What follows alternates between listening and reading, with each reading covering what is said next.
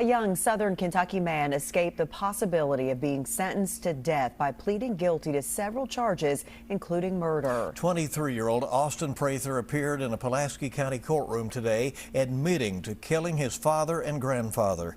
WKYT's Madison Porter has our top story at 5:30.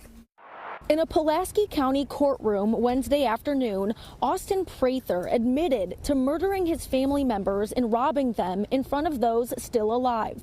Did you, in fact, on November the 7th, 2023, commit those offenses? Yes. Prather killed his father and grandfather in their homes in 2023. He also shot and stabbed his grandmother, who survived her injuries. He faced 7 charges and pled guilty to all of them, resulting in life behind bars. All of those to run concurrently for a total sentence of life without the possibility of probation.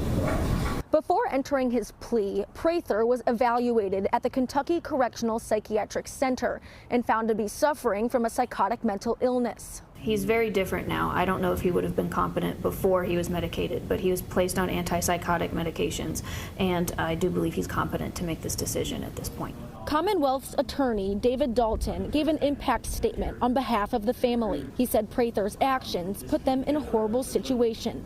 They're advocating that their own family never be released from prison, but that's, in all candor, I believe that's the only result that I can sleep with at night. Prather's family sat in tears as they watched him leave the courtroom for the last time. In Pulaski County, Madison Porter, WKYT.